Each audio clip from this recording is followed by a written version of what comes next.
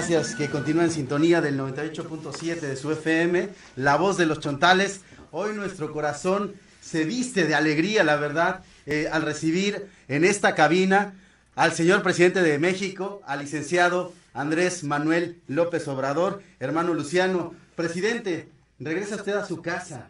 La voz florece en nuestro corazón, como decía nuestro hermano Melchor, está contento, reluciente. Han sido años de mucha lucha, más de 30, los que hemos tenido la oportunidad de seguir su trayectoria gracias a nuestros padres. Estamos muy contentos. Los que en nuestras emisoras nos están escuchando, muchos hermanos indígenas están felices porque saben que este es un parteaguas, el inicio de la reconstrucción, de la reconstitución de nuestras lenguas maternas, de nuestra comunicación comunitaria indígena. Y usted sembró el ejemplo aquí hace más ya de 40 años con La Voz de los Chontales. Bienvenido a su casa. Un mensaje, por favor, señor presidente. Bueno, me da mucho gusto participar en esta reinauguración de la radio XENAC, La Voz de los Chontales.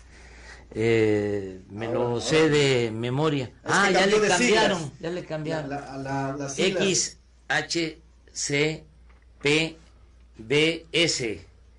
78.7 FM. 98.7 FM. 98.7 FM, La Voz de los Chontales. Bueno, comentaba yo que me tocó ser director de este centro coordinador indigenista de 1977 a 1982. Trabajé en la zona indígena Chontal de Nacajuca, Tabasco.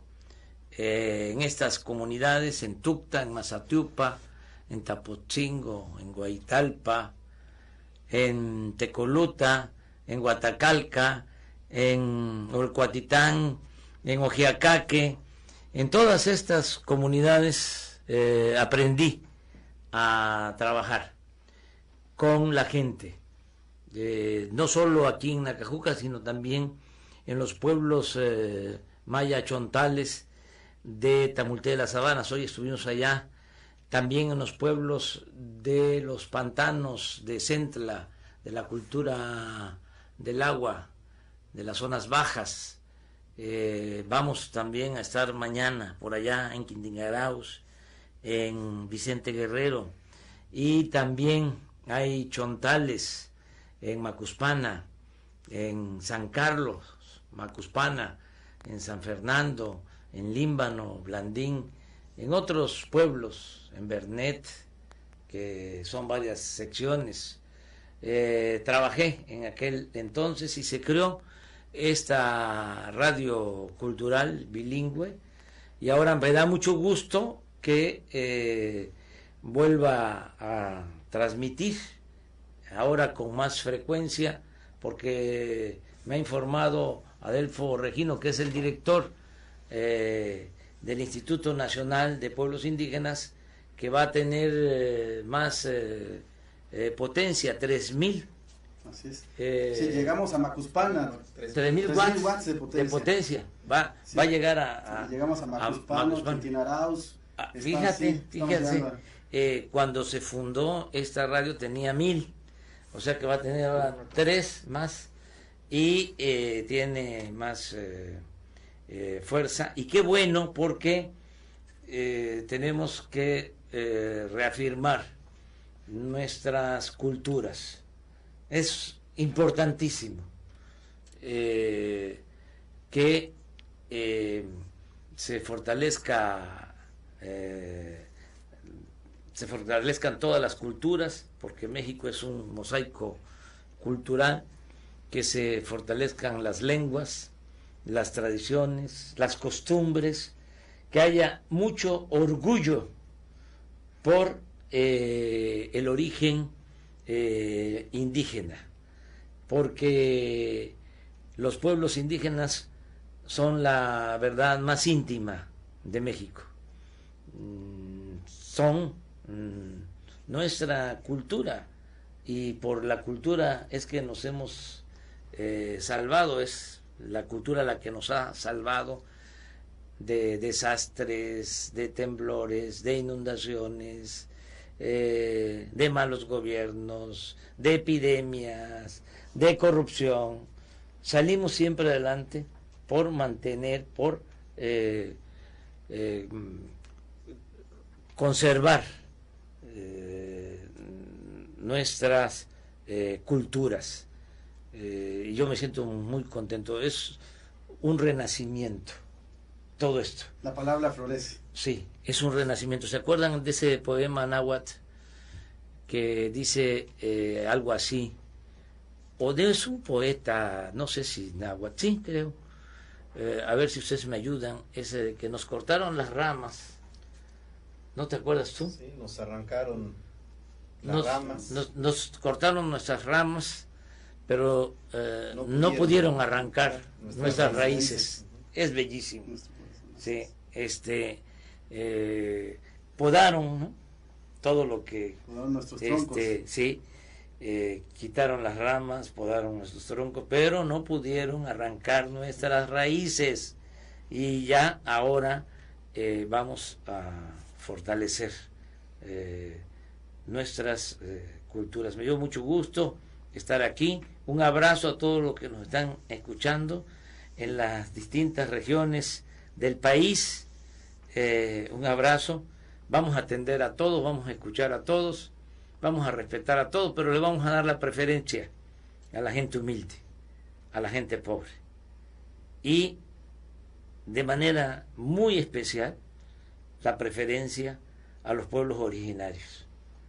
Y no solo son palabras, son hechos. Ya la mayor parte de las acciones de bienestar se orientan a las comunidades indígenas de México. Y así va a ser en todo el sexenio. Esa es la transformación de México.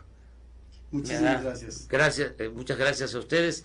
Y adelante. ¿De qué horas a qué horas van a transmitir? Todavía 24 horas. ¿Ah, 24 horas. Estamos en FM, que ese es el gran logro.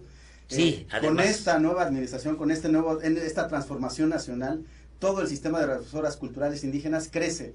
De 21 estaciones que teníamos, ahora tenemos 33 concesiones, es decir, 33 nuevas frecuencias, 7 de ellas en frecuencia modulada, transmitiendo 24 horas al día en regiones indígenas del país. Y bueno, muy bien. La verdad es que muchas gracias. Todo el sistema se llena de orgullo, se llena de alegría y de emoción al recibirlo, señor presidente, al estar retomando y reviviendo esta radiodifusora, La Voz de los Chontales. Sí, a ver, ¿por qué no ponen una música de la cultura chontal? ¿No hay tamborileros? Sí, tenemos una muy preparada que a ver. Dice, yo soy chontal, ¿no? Venga. A ver. Estamos aquí en este centro de investigación y de enseñanza sobre los humedales, los pantanos de Centla. Estamos a la orilla del río Usumacinta. Toda esta zona es inundable y hay especies, hay árboles que son fundamentales, que producen nutrientes para la vida en el río y en el mar, porque estamos relativamente cerca de la desembocadura al Golfo. Juan Carlos es el encargado de este centro, me estaba platicando sobre estos árboles. Es interesante que se sepa que en el Tratado de Libre Comercio nosotros aceptamos que se protegieran los humedales de los 3 países, de Canadá, de Estados Unidos y de México. Y cuando tomé esa decisión pensé en los pantanos de Centla, porque aquí hay una gran reserva de petróleo.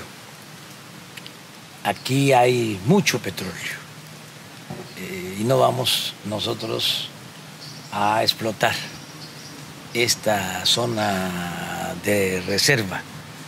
Esto pertenece a las nuevas generaciones, es la herencia para los que vienen detrás de nosotros y es cuidar el medio ambiente.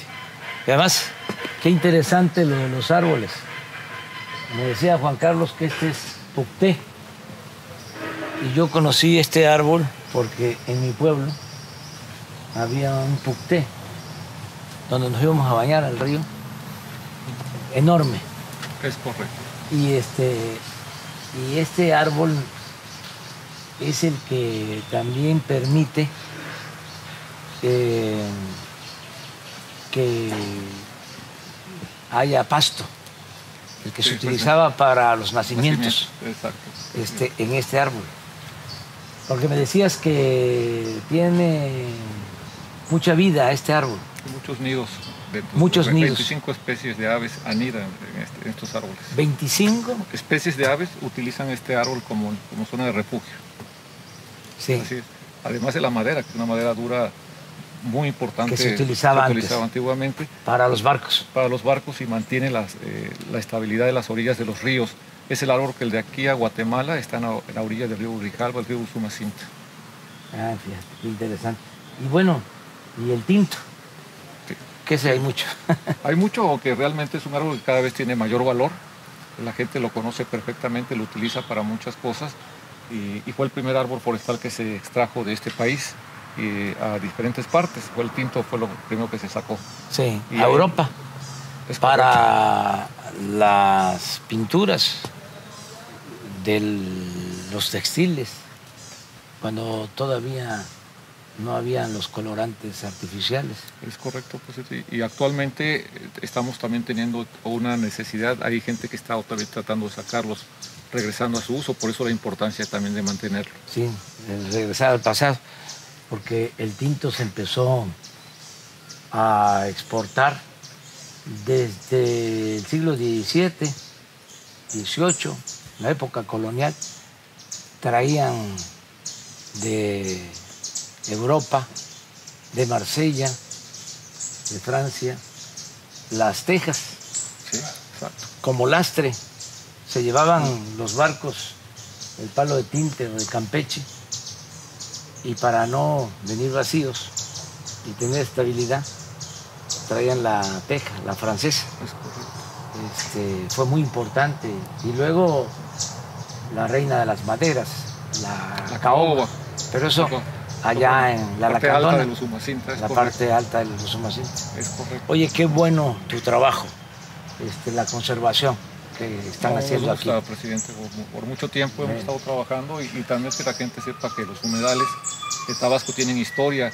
Esta zona antes de Cortés era una zona que intercambiaba mucha historia con todos los vendedores del Golfo de México y toda la parte alta de la zona maya, y nos gusta que siga siendo una zona más de intercambio económico, pero también cultural.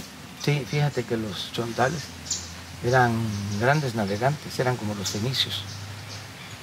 Llegaban hasta lo que es ahora Panamá, todo el Caribe, con cayucos, canoas enormes, hechas de los grandes árboles, y sabían a dónde había agua dulce en la costa,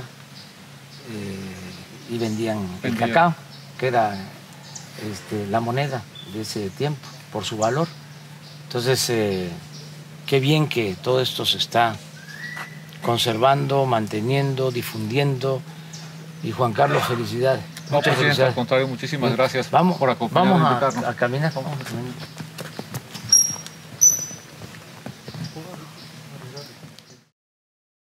Miren qué espectáculo, algo único. Esto no se ve en ninguna parte del país y difícilmente en otros lugares del mundo. Este es el encuentro de dos grandes ríos, el Usumacinta y el Grijalva. Hay un tercer río, el de en medio, pero es un afluente del Usumacinta, que es una isla. Pero aquí se unen los dos grandes ríos que nacen en Guatemala y desembocan en frontera, Tabasco.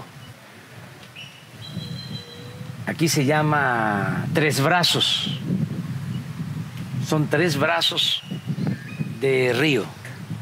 Pero ¿qué ríos? No hay ríos como este.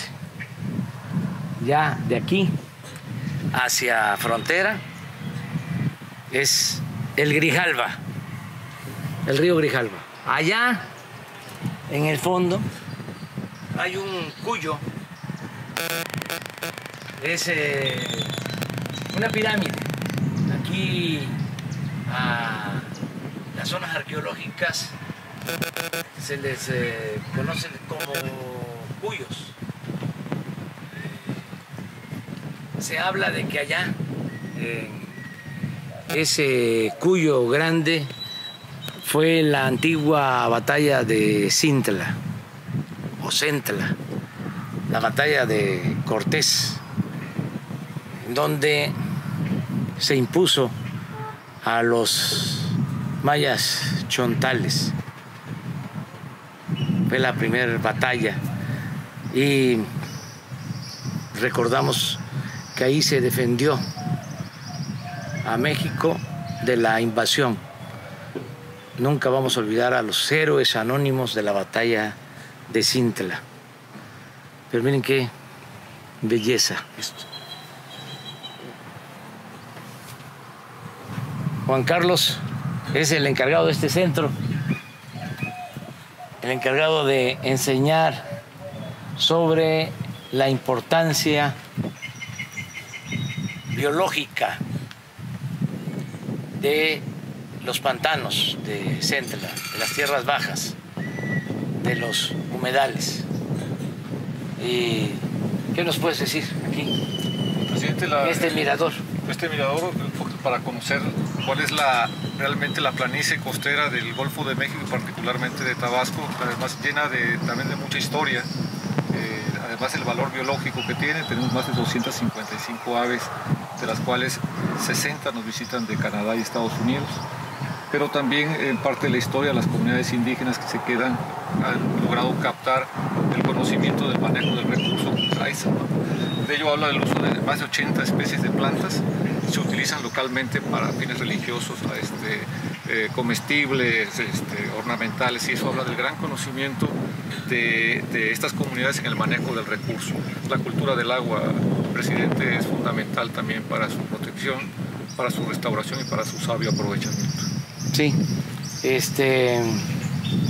qué bueno que se tiene este centro, que están ustedes aquí trabajando. Están formando también, ¿no?, a técnicos y a los sembradores del programa Sembrando Vida. Sí, presidente, ha sido, este sitio era un potrero totalmente hace 18 años, con el conocimiento local, no es algo que sabíamos los biólogos. Se empezaron a trabajar sistemas de cubenes, como sembraban antiguamente los mayas, o bancales, que son pequeños montículos. A partir de ahí empezamos a sembrar en la parte de arriba y se logró establecer nuevamente este tipo de vegetación que sería la que debería prevalecer en las orillas de los ríos, y en la que estamos tratando desde la propia CUNAM, tratar de ir haciendo, que es la recuperación de las orillas de los ríos y lagunas. ¿Y esto, Juan Carlos, qué está viendo Jesús? Pues un poquito es para poder ver algunas especies de plantas, el sistema de los cuyos, para que conozcamos que los pantanos no son arenas movedizas. Los pantanos son sitios como Espadañal, como los que vemos alrededor. Hay 200.000 hectáreas de este tipo de vegetación y cerca de 60.000 de este tipo de selvas elevadas, o de manglares, o de pucteales. Entonces eso también cambia la dimensión de los humedales, o los pantanos son sitios que huelen mal, que están llenos de moscos, etcétera, y nos ayuda mucho para poderles enseñar. Es pucté, es tinto, mangle rojo, mangle blanco. Y quitar esa idea, ¿no?, de que son arenas movedizas. Es correcto, son llenos de vida y que están transmitiendo la energía hacia el Golfo de México y también río arriba, porque muchas especies migran del mar río arriba y que son utilizadas para fines pesqueros. Decía Jerónimo de Aguilar que durante la batalla había de hasta 50 guerreros por cayuco. Entonces nos imaginábamos los árboles que había en esos tiempos, y ojalá podamos volverlos a tener. Aunque es una obviedad, porque tú eres biólogo, ¿verdad que hay que conservar el medio ambiente? Hay que conservarlo. evidentemente establecer la línea de protegerlos, restaurarlos y aprovecharlos de una manera sustentable. Aquello que no le encontramos un valor de uso ético, estético, cultural o de uso económico, pues lo vamos a perder. Entonces la idea de la propia CONAME es promover, demostrar el beneficio del esfuerzo de la conservación, sacando aprovechamiento de los servicios ecosistémicos que nos brindan estos sitios. Nos reduce el efecto de las mareas, nos reduce el efecto de los huracanes. Cada vez que un meteoro toca tierra, estos manglares son los que son la primera barrera y protegen muchísimo. La aportación también de tierras ante los efectos de cambio climático, todo el aporte de sedimento nos permite irle ganando terrenos al mar. También son servicios ecosistémicos. Y la recarga de acuíferos, 1/3 del agua dulce superficial del país la tenemos aquí, en este lugar. Un saludo. Miren este lagarto, también esa especie es femenina, es su compañera. Se calculan que tiene 40 años, 30 su compañera. Estamos aquí en el Centro de Estudios y de Enseñanza de los Pantanos de Centla, estos humedales. No sé si ustedes sabían de que aquí en Centla, bueno, además de la batalla de Cintla o Centla, la primera batalla de Cortés, cuando la conquista, cuando la invasión española, se da aquí, cerca de donde estamos, en la desembocadura del río Grijalva. Bueno, además de eso, esta zona sirvió para que se hiciera aquel cómics que se leía mucho, Chanoc, con sus personajes, porque los pescadores de entonces sabían cómo amarrar, dominar el lagarto. Parece una leyenda, una fantasía. No, así era esta región. Hay escritos de viajeros extranjeros hablando de lo que eran los lagartos aquí en toda la vega de Usumacinta, de Grijalva, de Chilapa. Por acá anduvo Graham Greene, el gran escritor inglés, el de la novela El poder y la gloria, Los caminos sin ley, y muchos viajeros. Les voy a mostrar un video que me enseñaron hace 15 días, no de esta región, también de una zona baja, de una laguna, de Cobá, allá en los límites de Yucatán con Quintana Roo. Ese video lo grabó un turista. Es fuerte, pero tiene que ver con la naturaleza, el control biológico, la manera en que se defienden las especies. Las tenemos nosotros que cuidar, a todos los animales. No destruir nuestro territorio, cuidar nuestro medio ambiente. Hace un momento yo les decía en otro video que estos humedales de los pantanos de Centla están protegidos. Y acabamos de firmar el Tratado de Libre Comercio y quedó una cláusula para proteger estos pantanos de Centla. Las tierras bajas. Hay un libro así, que se escribió en los años 50 del siglo pasado. un libro extraordinario sobre lo que son estas tierras bajas, las zonas pantanosas, porque hay partes en donde estamos abajo del nivel del mar y por eso estas especies que son únicas, tanto la flora como la fauna, los árboles como los animales. Un saludo.